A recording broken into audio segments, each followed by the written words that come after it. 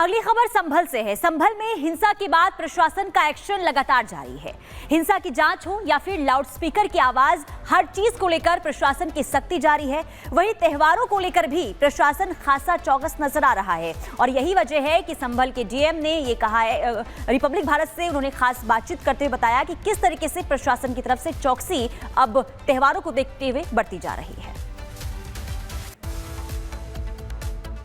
हमारे निर्धारित मानक हैं कि आवासीय क्षेत्र के अंदर या मिश्रित क्षेत्र के अंदर या औद्योगिक क्षेत्र के अंदर कितनी डेसिबल की जो वॉइस है वो अलाउड है, जिससे ध्वनि प्रदूषण न हो।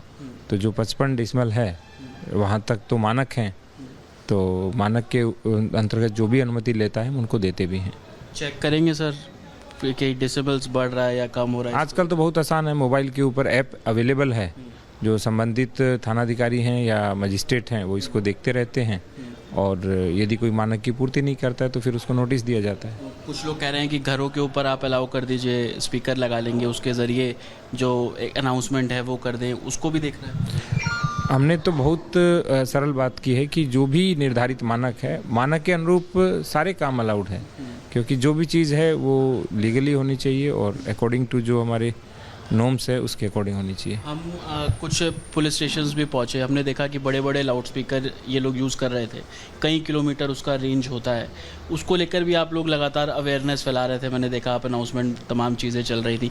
अभी भी वो अभियान जारी है कि लोगों को अलर्ट किया जा रहा है, गाइडलाइन सुप्रीम कोर्ट की है उसके बारे में अवगत कराया जा रहा है? हम प्रत्येक पीस कमेटी की बैठक में, साधारण सभी बैठकों में, थाना स्तर पर बैठकों में, ग्राम चौपालों में, सभी में ये निर्देश देते हैं, क्योंकि वर्तमान में जो भी मानसिक रोग बढ़ रहे हैं उसका एक बहुत बड़ा कारण है ध्वनि प्रदूषण। आप देखिए जो सिंपल ट्रक चलता है वो भी यदि तेज़ी से चलता है तो वो भी 80-90 डेसिबल से ऊपर हो जाता है उसका शोर। तो जब इतना तेज़ शोर होने पर जो हमारे मानसिक स्वास्थ्य पर दुष्प्रभाव पड़ता है, उसी के अंतर्गत जो माननीय सर्वोच्च न्यायालय के निर्देश हैं और हमारे शासन की जो भी गाइडलाइन और आदेश हैं उसी के अकॉर्डिंग हम कार्रवाई करते हैं। बड़ी खबर बता दें बिहार से। बिहार के जब इसी बीच अब अगली बड़ी खबर आपको बताते हैं। अमेरिका की कुरियर कंपनी का कार्गो विमान एक बड़े हादसे का शिकार हो गया है। आपको बता दें कार्गो प्लेन में अचानक से आग लग जाती है। ये तस्वीरें आपके सामने हैं और देखिए कैसे ये कार्गो विमान उड़ रहा है और उड़ते हुए विमान में ही आग लगी है। ऐसी ही स्थिति में लैंड किया गया है। दरअसल एक पक्षी के टकराने की वजह बताई जा रही है ये बड़ा हादसा।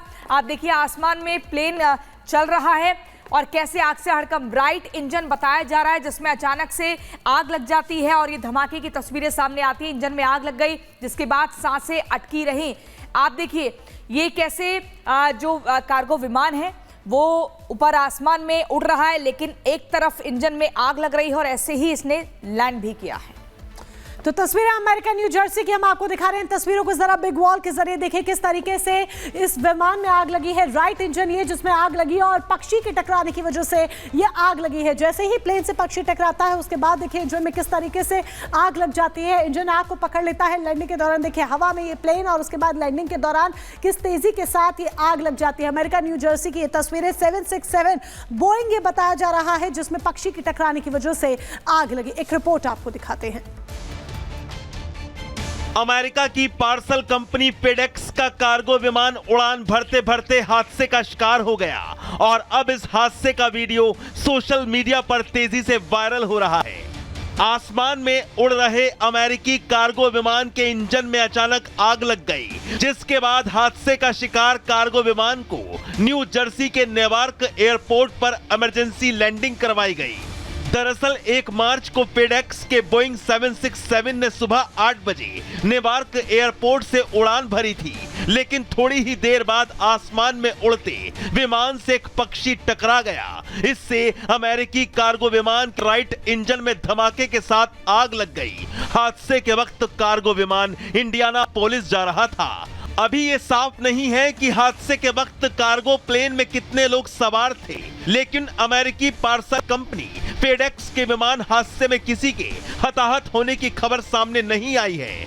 बताया जा रहा है कि लैंडिंग के दौरान एयर ट्रैफिक को कुछ देर के लिए रोक दिया गया, मगर कुछ देर बाद ही ट्रांसपोर्ट फिर से शुरू कर दिया गया। लेकिन वहीं गनीमत ये रही कि उड़ान भर रहे कार्गो विमान में लगी आग एक इंजन तक ही सीमित रही, वरना बड़ा हादसा होने का भी खतरा था। ट्रंप के करीबी एलन मस्क का बड़ा बयान, नाटो और यूएन छोड़ने का सही समय है। मस्क कहते हैं कि यूएस को नाटो और यूएन छोड़ने पर फैसला करना चाहिए। ये बड़ी खबर आपको बता रहे हैं, ट्रंप के करीबी एलन मस्क ने एक बड़ा बयान दिया है। ये बड़ी स्टेटमेंट है, इंपैक्टफुल स्टेटमेंट है, जिनका कहना है कि नाटो और यूएन छोड़ने का ये सही समय है। एलन मस्क का कहना है कि नाटो और यूएन छोड़ने का ये वक्त सही है। ट्रंप के करीबी एलन मस्क ने बयान दिया है कि यूएन से अलग होने पर अब विचार करना चाहिए।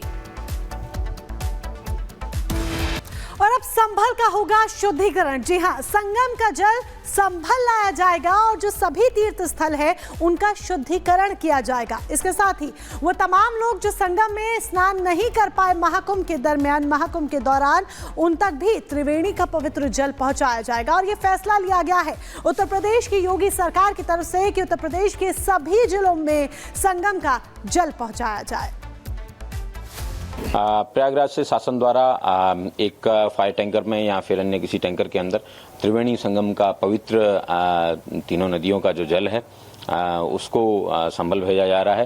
वो यहाँ पे बंस गोपाल तीर्थ, कुरुक्षेत्र मंदिर चंदोसी, नैमिषारण्य तीर्थ जिसे क्षमनाथ धाम के नाम से जाना जाता है, और तीर्थ रोड मंदिर हयात नगर, इन 4 जगहों पे वहाँ पे उनके कुंड में छोड़ा जाएगा। और वहाँ से लोग हैं जो जनपद में संभल में जो लोग कुंभ नहीं जा पाए, वो लोग यहाँ आके उस जल को है पवित्र जल से स्वयं का आचमन कर सकते हैं या अपने घर ले जा सकते हैं। सभी लोगों का यहाँ पे इन 4 तीर्थों से ले जाने के लिए स्वागत है। हमारे संवाददाता जतिन हमारे साथ जुड़ गए हैं। जतिन, जानकारी मिल रही है कि संभल में अब संगम का जल लाया जाएगा, तीर्थ स्थलों का शुद्धिकरण किया जाएगा, जो लोग स्नान नहीं कर पाए उनको भी जल दिया जाएगा। कैसे किया जाएगा ये सब कुछ?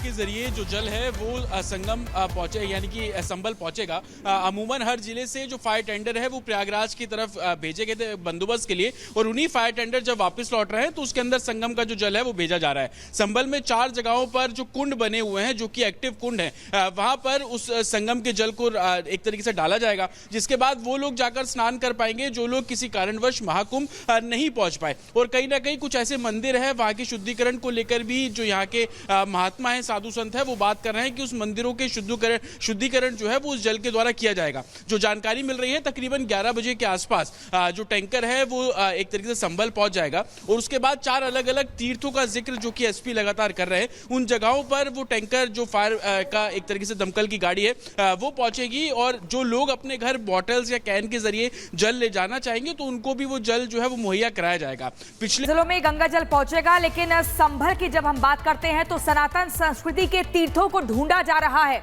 तो आज संभल में वो होने जा रहा है जो सालों से नहीं हुआ है। संभल में भगवान की जो मूर्तियां मिली हैं और जो बंद मंदिर खोले गए हैं, उन पर आज गंगा जल छिड़का जाएगा। कैसे, इस रिपोर्ट में देखिए।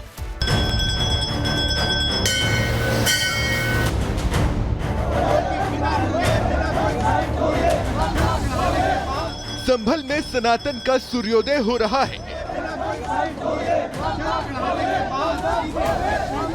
देवों के देव हर हर महादेव के जयकारों से पूरा संभल गूंज रहा है।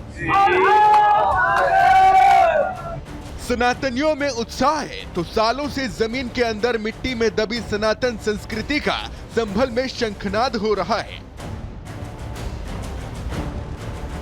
पिछले 3 महीने में संभल को वो पहचान मिली है जो उसकी मूल और असल पहचान हुआ करती थी, लेकिन 1978 के दंगों में संभल ने अपनी वो पहचान खो दी थी, या यूं कहें कि कट्टरपंथियों द्वारा मिटा दी गई थी। 25-30 परिवार थे यहाँ, सब यहाँ खेलते कूदते थे सब जने। हम बचपन के 53-54 साल, हमारी उम्र 7-8 साल के थे जब बलवा हुआ था हमारे सामने। हमारे बाबा के में आपने क्या देखा था? वो 7-8 साल में जो आपने देखा उसकी आंसू से साफ तौर पर झलक रही है। हुए देखते थे कि दुकानों में आग लग गई, वहाँ पे धुआं उठा है, वहाँ पे हिंदू परिवार में गोली मार दी गई। वहाँ पे संभल में सालों से बंद पड़े मंदिर का ताला टूट चुका है, बंद कुएं खुल गए हैं तो जमीन में दबी मूर्तियां भी एक एक कर निकल रही हैं। लेकिन आज संभल में सनातनियों का भाग्य फिर जागने वाला है। कट्टरपंथियों को मिर्ची लगने वाली है, वो इसलिए क्योंकि तीर्थराज प्रयागराज महाकुंभ से लाए गए त्रिवेणी संगम के जल को आज संभल के सभी प्रमुख तीर्थ स्थानों पर छिड़का जाना है। संभल के सभी प्रमुख तीर्थ स्थानों का गंगा जल से अभिषेक होगा। खुदाई के दौरान देवी देवताओं की जो मूर्तियां मिली हैं, उन पर भी त्रिवेणी संगम का जल छिड़का जाएगा। गंगा जल को दमकल विभाग की गाड़ियों में भरकर लाया गया है। कुंभ की व्यवस्था में संभल दमकल विभाग की टीम को लगाया गया था। फायर ब्रिगेड की टीम आग बुझाने वाली कई गाड़ियां प्रयागराज महाकुंभ पहुंची थी, लेकिन जब दमकल विभाग की टीम महाकुंभ संपन्न होने के बाद लौटी तो वो फायर ब्रिगेड की इन गाड़ियों में त्रिवेणी संगम का पवित्र जल भरकर अपने साथ ले आई, जिसे अब संभल के सभी तीर्थों पर छिड़का जाएगा। Bureau report, Republic Bharat. तो बिल्कुल देखिए, योगी सरकार की तरफ से जो एक कदम उठाया गया है वो सराहनीय है, ऐसा सनातनी कहते नजर आ रहे हैं और सनातनियों में अब इस कदम को देखते हुए खुशी की लहर भी प्रियंका दौड़ गई है। बिल्कुल मोनिका।